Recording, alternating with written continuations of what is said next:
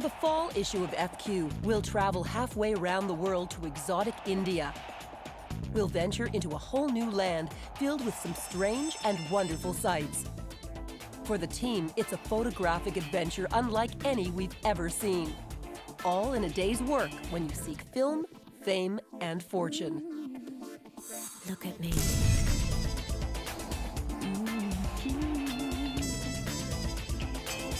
Watch me. My eyes on the runway.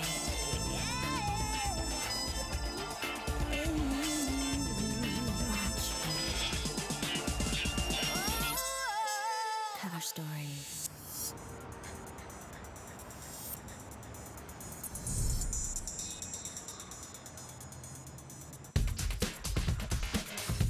The concept started with a series of brainstorm sessions with the team.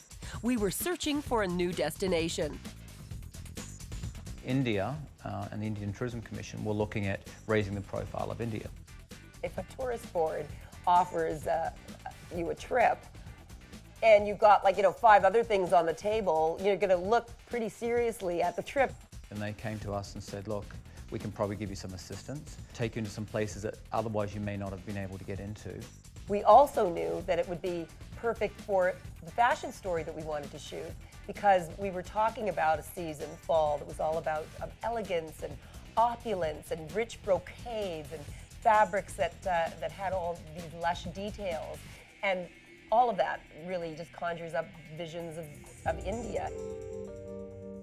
Having decided on India, we started looking for a fresh model and a new approach. Well, we certainly didn't want to go for the typical, dark-skinned, dark-haired, exotic model. We really wanted to take someone from this culture and put her in that context. But what I really love is that what we were most nervous about when we were casting was that it was a girl that could be expressive. Really. It was very important to me that we took someone over there who was a trooper, because we knew it was going to be incredibly hot and that the hours might be incredibly long.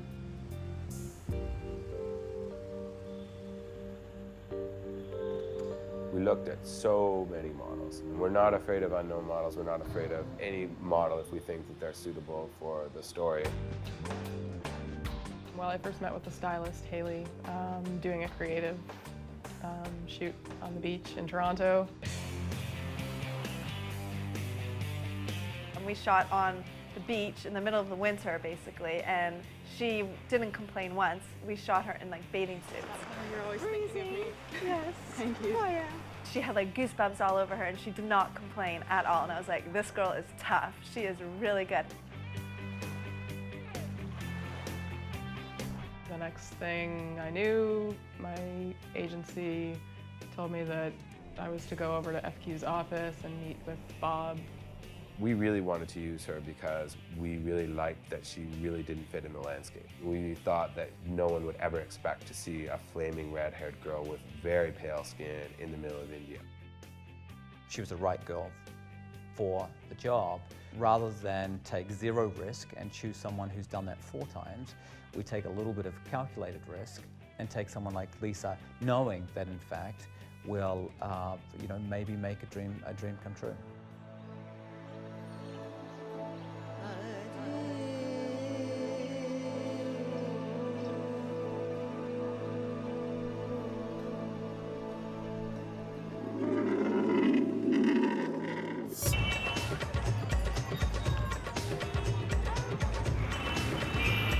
For India, the biggest challenge was that it became virtually impossible to know what was going to happen.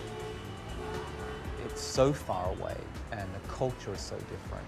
What looked like a small ride in a car on the map that was 50 miles didn't take an hour, but took 4 hours.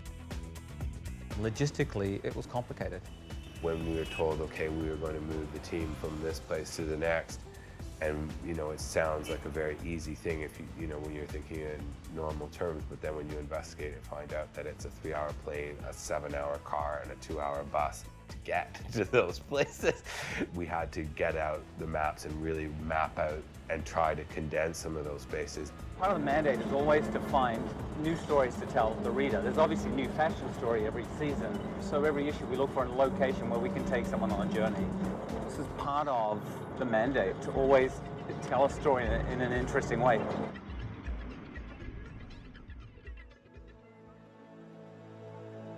I had never been to Asia before, let alone the Far East.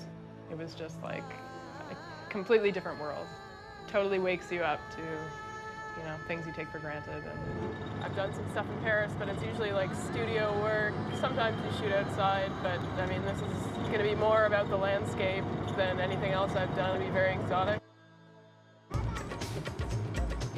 Used my first Turkish toilet. That was loads of fun, no pun intended. Did you do it? I did it, baby. I did it. Because Lisa went first. Well, I mean, I think guys have it easier. We have 600 for 3. No, look at this. Look at open his Right? No, I don't have it. Okay, so forget it. I can't, but I can't help it. I don't have any. That's all I have. See, there you go. You just got to be Okay, great. These women, you give them a bargain, you give them. Yeah, they'll find anywhere to shop.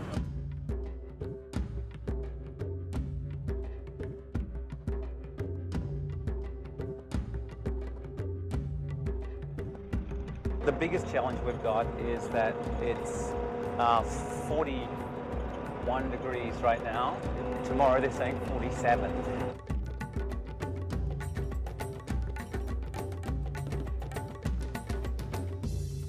You come through this totally poverty-stricken town and then go into complete surreal world of, yeah, a palace. Wow. Unbelievable.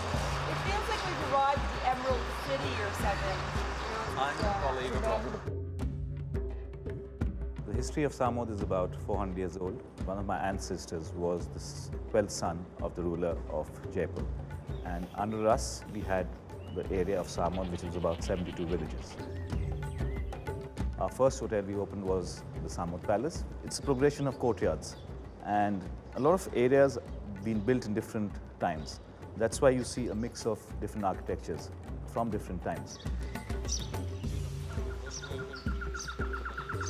Very much. The incredibly exotic surroundings of the Samod Palace are an inspiration. Inspiration we're going to need to get through the next couple of days as we begin to scout for a location with photographer Colston Julian. Cover stories.